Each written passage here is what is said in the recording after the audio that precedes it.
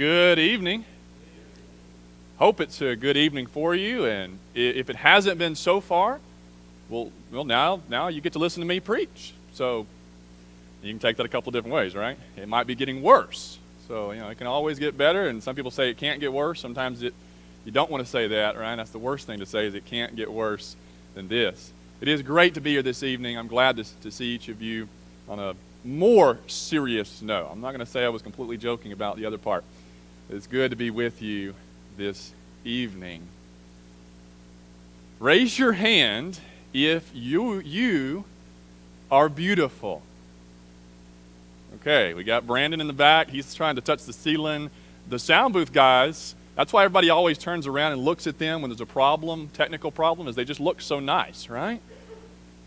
And now I'm not going to ask you to raise your hand if you think you're ugly, but just so that the guys have a little more, have a little more room, raise your hand if you think you're handsome. Ladies, don't raise your hand on that one. Although I know the word handsome, used to be applied to maybe more to females than males. I don't know for sure, but if you watch some of those old westerns and things, they talk about a handsome-looking woman, and usually it's a compliment, all right? If they say she's plain, okay, that's a different discussion. But that is our title, our topic this evening, beauty. And I mentioned to someone earlier before the sermon that I might be preaching about Beauty and the Beast or Black Beauty, the horse. There's a few different directions you can go with just the word beauty. When you hear that word by itself, you might think a name, you might think about yourself, you might think about somebody else. But here's a more pressing question. What does Jesus look like? Is Jesus beautiful? Be careful before you're too quick to answer that question without any reservations. Well, let's go ahead and ask this question. Let's say, at least in his earthly life, was Jesus beautiful or was Jesus ugly? Let's open up our Bibles together tonight to Isaiah, the 53rd chapter. Isaiah 53. Let's read together the first two verses. These verses will be, you might think of them like the foundation for tonight's sermon. We're not going to spend a lot of time in these verses. We aren't going to be able to look at all of Isaiah 53 even. But let's look at the first couple of verses as we begin to think more about beauty. Isaiah 53, 1 and 2. He asked, "Who has believed what he has heard from us? And to whom has the arm of the Lord been revealed? For he grew up before him like a young plant." Small sidebar here. If you keep reading Isaiah 53, you find that this is a reference to the servant. The servant that is referenced more than once in this section of Isaiah. After Isaiah 40, through the end of Isaiah, there's this servant of Yahweh, this servant who will suffer. We've then, over the years, they've added a word to that. You'll see in writings, and you might even hear preachers and teachers refer to Jesus in these passages as the suffering servant. We could get into some of the debate about who this is, but for the sake of our discussion tonight, I'm convinced there is sufficient evidence that these are predictive prophecies in Isaiah 53 and other portions of Isaiah about Jesus, the Messiah. So he says, grew up before him like a young plant, like a root out of dry ground. And those have their own ideas. Both of those statements are not very positive. They're describing something that is not to be complimented. It's like this dry root. It's this little plant.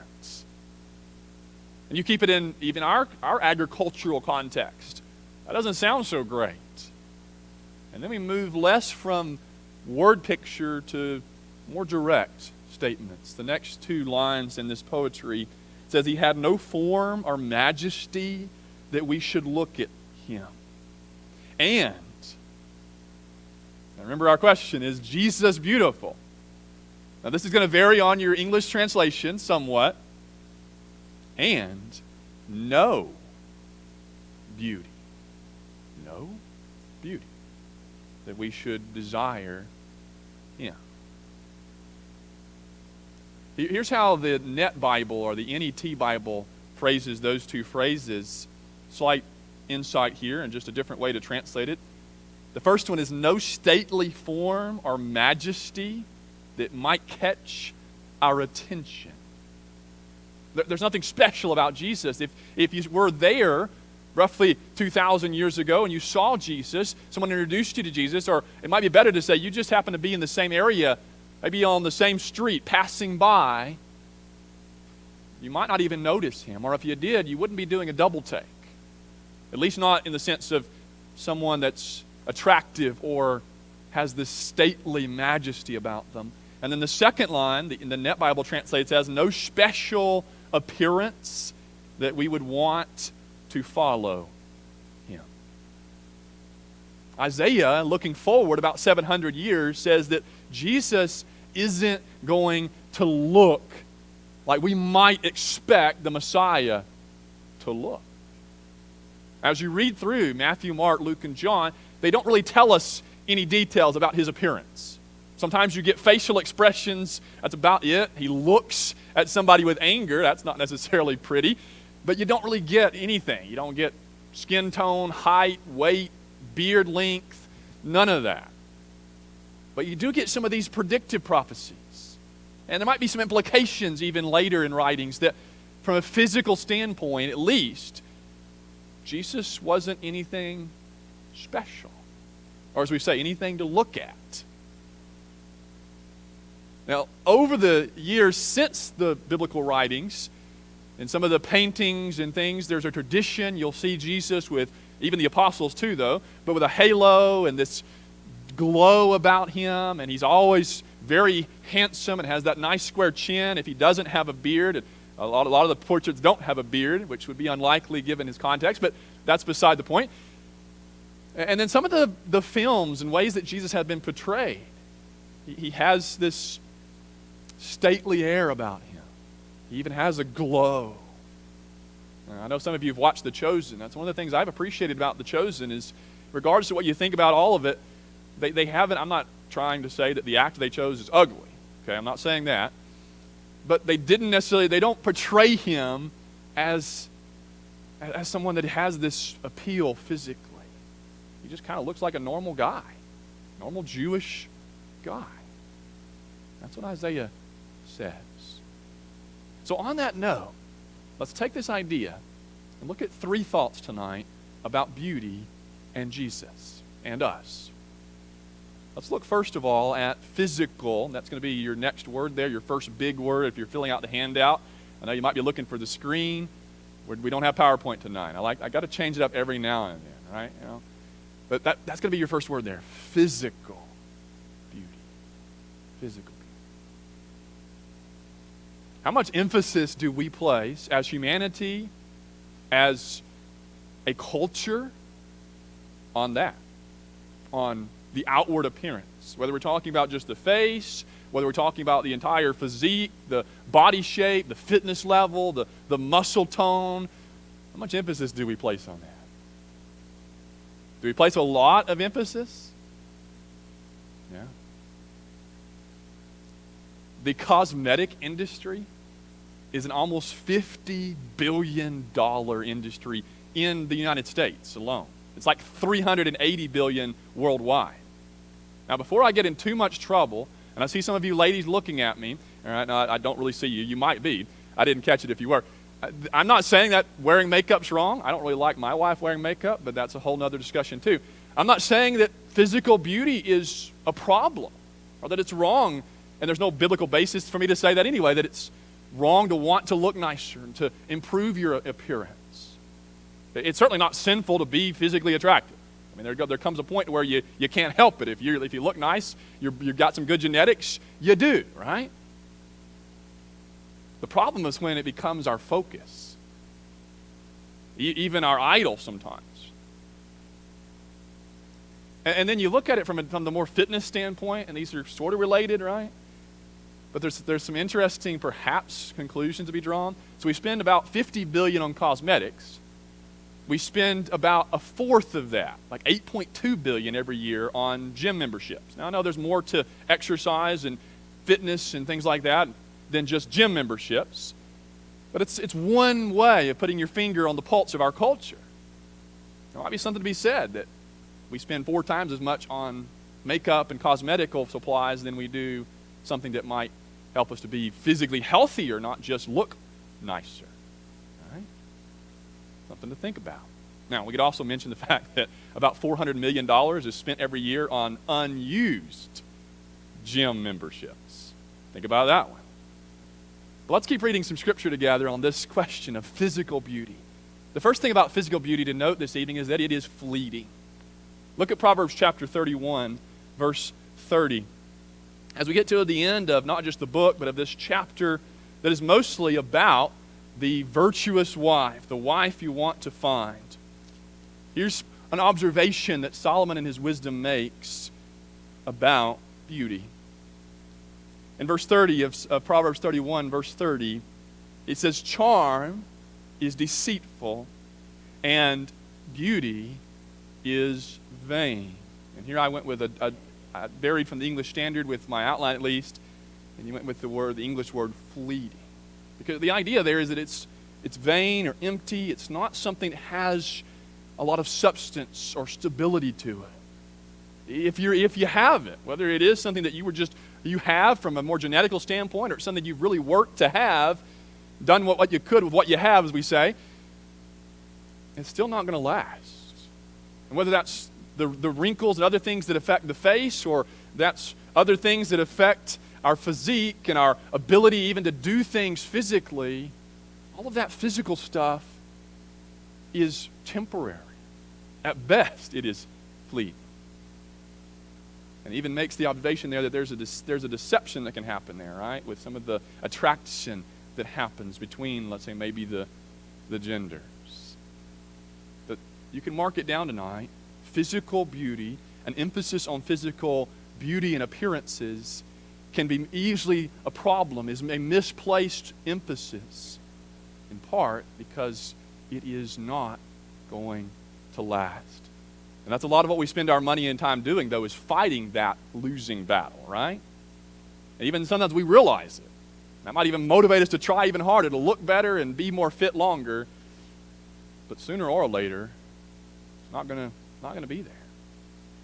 Then secondly, under the idea of physical beauty tonight, we can observe together that physical beauty is misleading. Look at Proverbs 11, verse 22. Isn't this such a fun verse? Some of you might have this one memorized, and so you might have recognized the reference, already looked it up. But Proverbs 11, verse 22, and I'm using a physical copy of my Bible I don't normally use tonight, and so my pages aren't working for me quite right. But in Proverbs 11, verse 22, we read this: "Like a gold ring in a pig's snout." Picture that.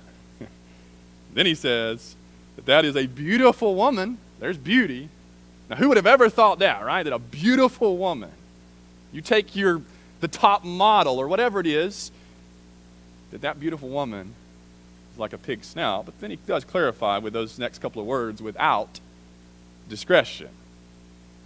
So he's not saying, again, that it's wrong or a problem to be beautiful. The problem is that not only is it fleeting, but it's misleading often, in that just because you look nice on the outside, what does that not mean?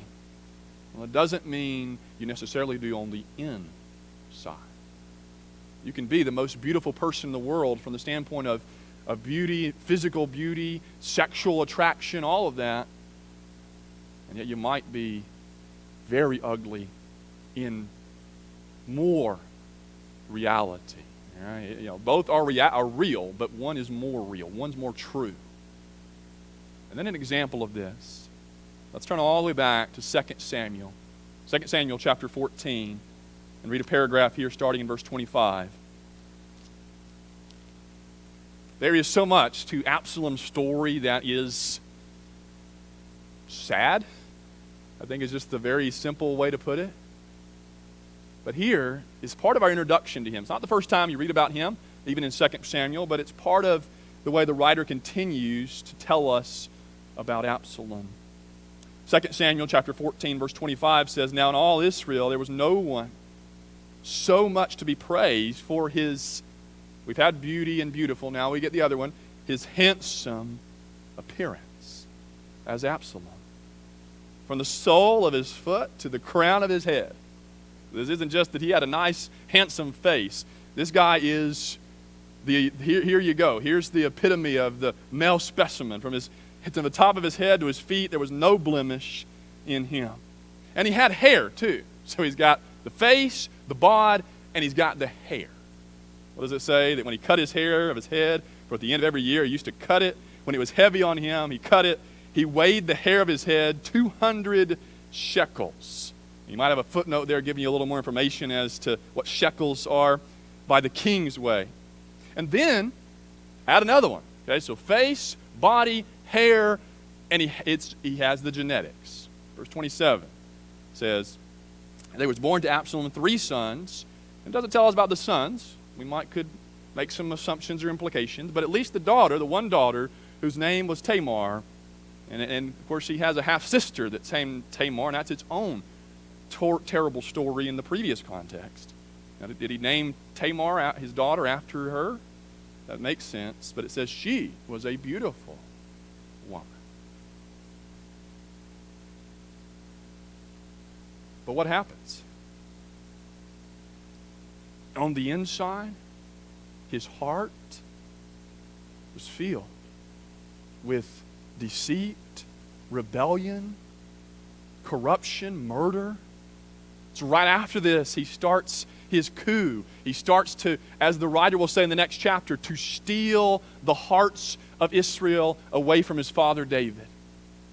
Prince Absalom tries to take the throne and the kingdom from David, and it's a sad story anyway, but can you imagine the pain of a father's heart?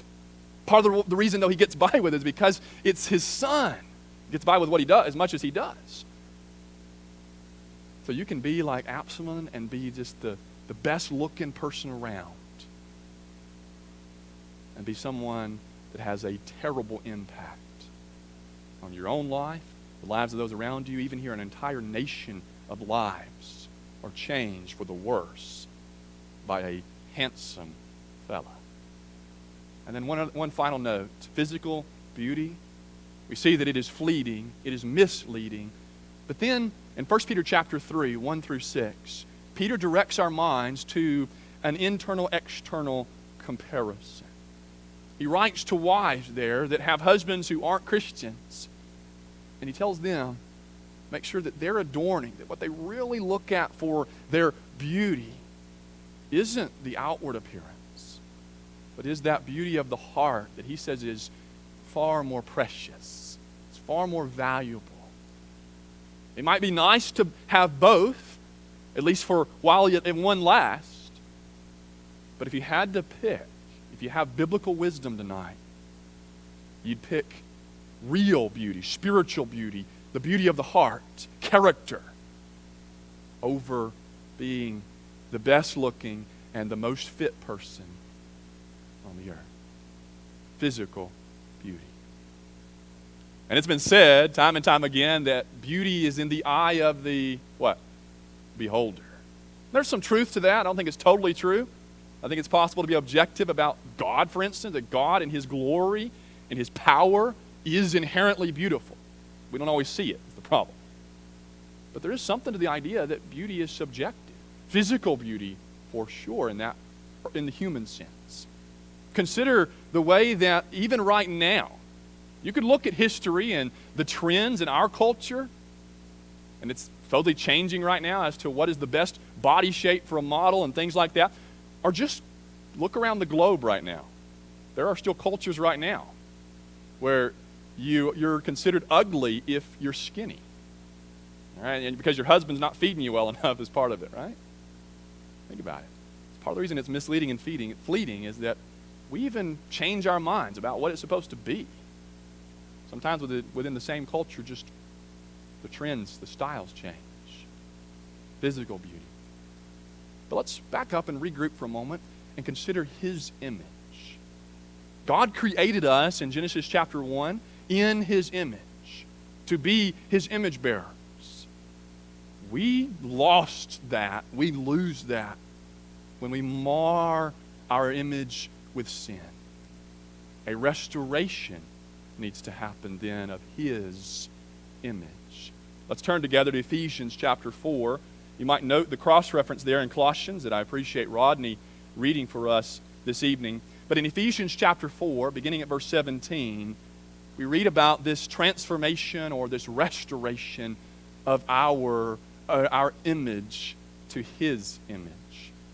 Now this I say, Ephesians 4:17, and testify in the Lord that you must no longer walk as the Gentiles do in the futility of their minds. 18, they are darkened in their understanding, alienated from the life of God because of the ignorance that is in them, due to their hardness of heart. They have become callous and have given themselves up to sensuality, greedy to practice every kind of impurity. But that is not the way you learned Christ, assuming that you have heard about Him and were taught in Him, as the truth is in Jesus. What does that look like? We've seen the opposite. Here's where you were. But now He says to put off your old self, which belongs to your former manner of life and is corrupt through deceitful desires, and to be renewed in the spirit of your minds, and to put on the new self, created after the likeness or the image of God, in true righteousness and holiness. When I'm baptized into Jesus and I put to death the old man of sin and I'm raised with Jesus, I'm starting a new life now where there's an initial restoration, but then I'm being restored back.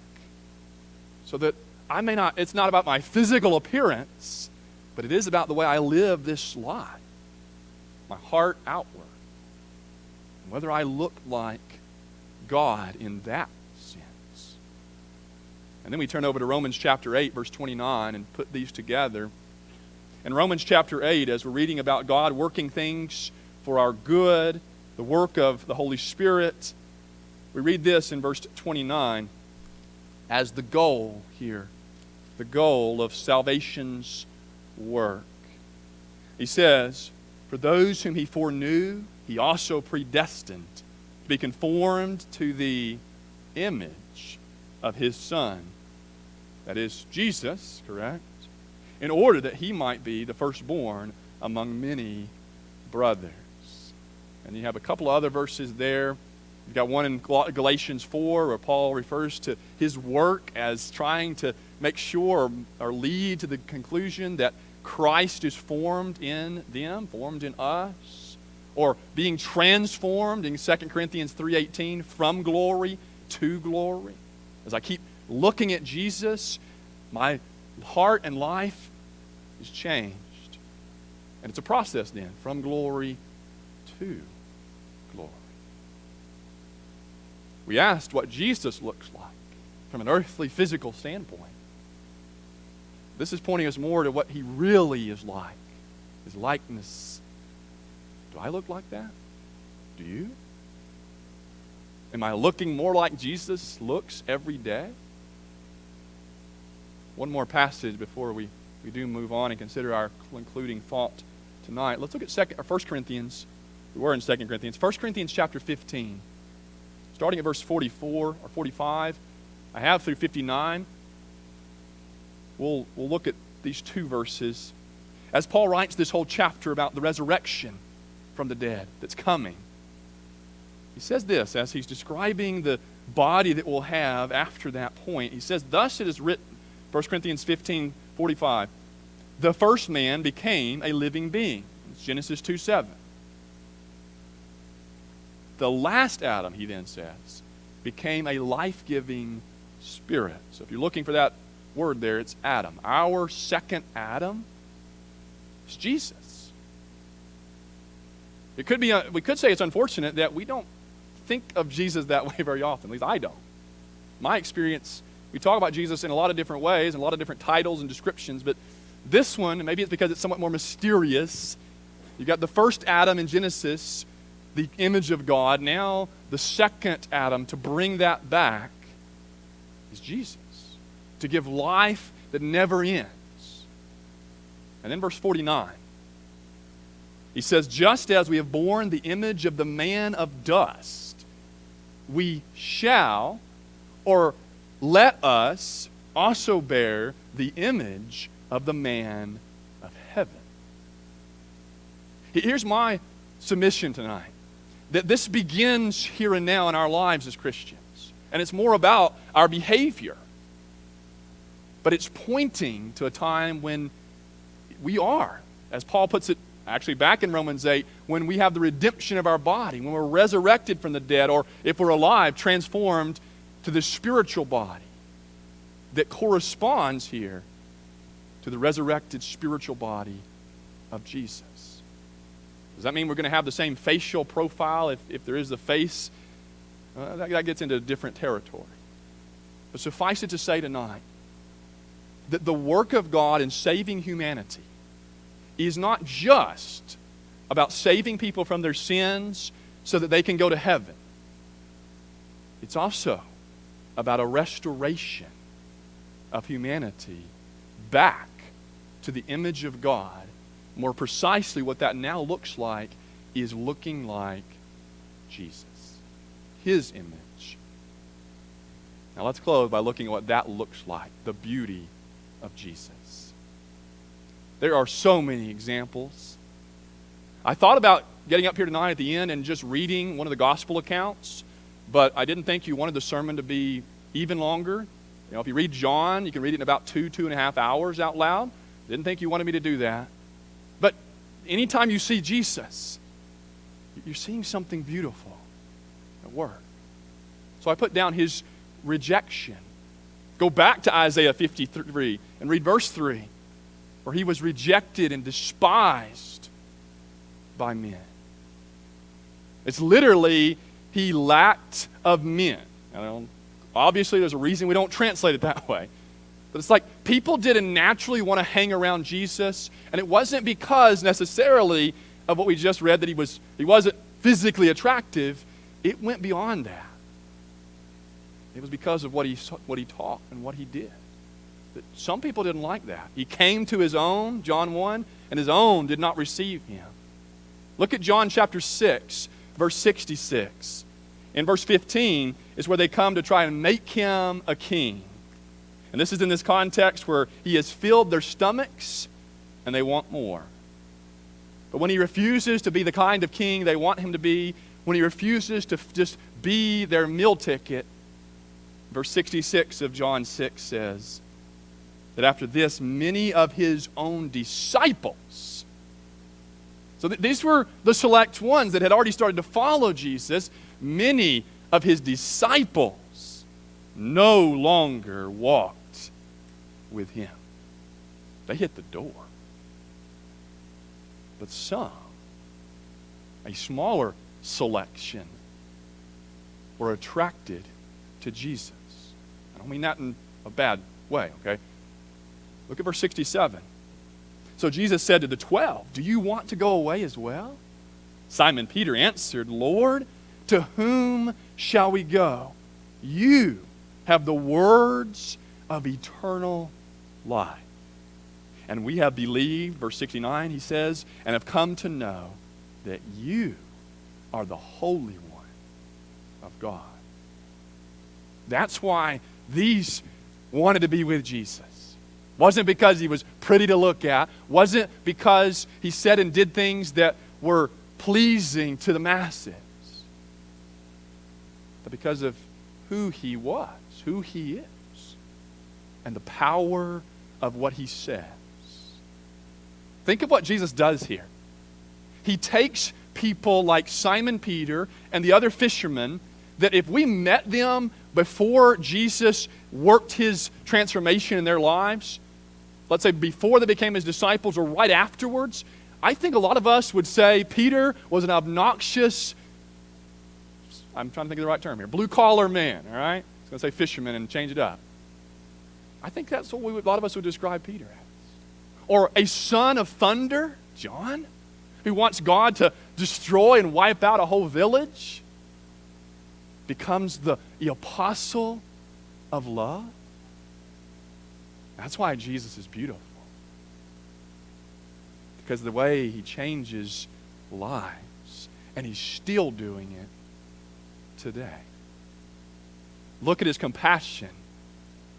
Matthew chapter 9, verses 26, or 18 through 26.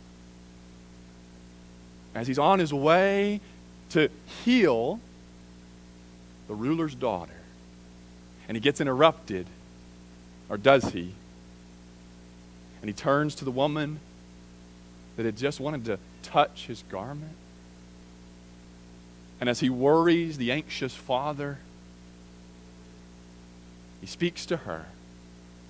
And then he gets to the man's house. And the daughter's dead. His only daughter. Not even, she's still a what we would consider a preteen. And then Jesus takes her by the hand. And it's Mark that tells us, he says, little girl, get up. His compassion. The list is long for examples of Jesus' heart breaking. Although that might not be pretty from the standpoint of it, sometimes it's uncomfortable to watch and think about somebody. If you've seen someone do this, but it's beautiful. But then, his passion. Let's go back to Isaiah. This time we back up to Isaiah 52 and begin at verse 13. As we turn back there, I think about his passion for truth, his passion to go stand against evil and hypocrisy, especially of the religious flavor. He has a whole chapter where he tells the Pharisees, woe, woe after woe. Matthew 23. But he's willing to stand against evil in his life, his teachings, and even his death.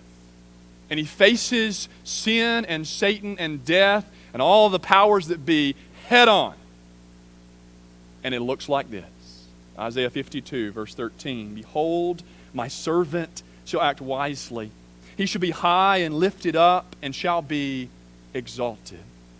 As many were astonished at you, his appearance was so marred, beyond human semblance. Or the idea could be beyond recognition. Either that his own mother, if you had just shown her a picture, she wouldn't have known who it was. Like on the shows, these crime dramas where they say, we don't need to bring the parents in to identify the body or the spouse because they won't even recognize them anyway. Or it's that if you had been there and looked at Jesus on the cross, or it might even be making his way from the scourging after they filleted his back, that you might have said, that guy, he doesn't even look human anymore. And then he finishes and says, his form beyond that of the children of mankind, so shall he sprinkle many nations. Kings shall shut their mouths because of him, for that which has not been told them they see, and that which they have not heard they understand. A large part of the beauty of Jesus is an action, an event that from the physical beauty standpoint, you can't get any uglier and horrific. It's the kind of thing you don't want to look at, but you kind of do because you're curious, right? We do that. But when all is said and done, we could look at that, we can read about that and say, no, that's the most beautiful thing I've ever seen. Beauty We've seen tonight the idea, the concept of physical beauty. There's something to it, but only so far. And it's not going to last very long. Then the call on our lives to be transformed to the image of God, back to the image of God, to be like Jesus. And then a few examples, a few reminders of what that really looked or tonight looks like. A Savior who is rejected, who has a heart that is so tender, but a spine, a backbone that's so strong. Gary's going to lead us in a song. If you're not someone that has entered into Jesus, you're not in Jesus tonight, we'd love to talk more with you and visit with you about that. If you're someone tonight who, as a Christian, needs to make a change, another change in direction, let that be known tonight. Let the beauty of Jesus be seen in me. All his wonderful passion and purity. O thou Spirit divine, all my nature refine, till the beauty of Jesus be seen in me. When somebody has been so unkind to you, some word spoken that pierces you through and through, think how he was beguiled, spat upon, and reviled. Let the beauty of Jesus be seen in you. From the dawn of the morning till close of day, an example in deeds and in all you say, lay your gifts at his feet, ever strive to keep sweet. Let the beauty of Jesus be seen in me. As we stand together and sing.